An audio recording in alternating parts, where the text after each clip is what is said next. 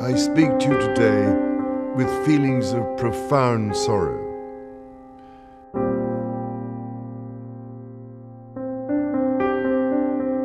We are all devastated by the news that we have just heard.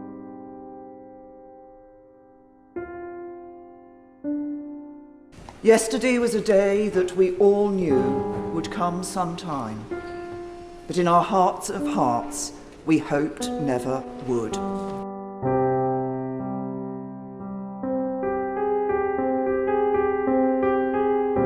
Today, our country, our people, this house are united in mourning.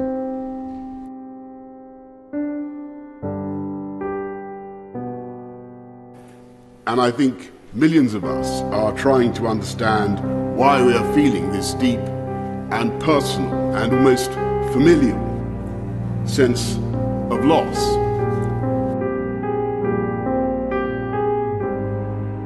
I feel very similar emotions, both at the same time feeling a sense of deep sadness but also deep gratitude.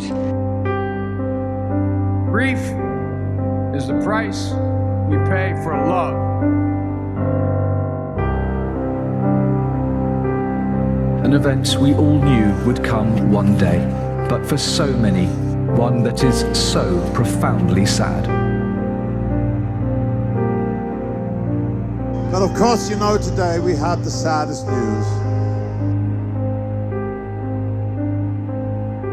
We all knew this day would come one day, and yet it still feels shocking and it still feels profound, doesn't it?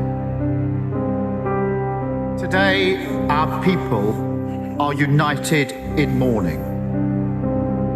I, like the rest of the world, am so sad tonight. We live in a world of uncertainty. There is, of course, an outpouring of grief. Canada is in mourning. A part of our lives that was taken for granted as being permanent is no longer there. And in that sense, there is an enormous shift in the world around us, in how we see it and how we understand ourselves. And I think many people will be finding that sense of not just grief, but also uncertainty. And to some extent, a wondering about what is permanent.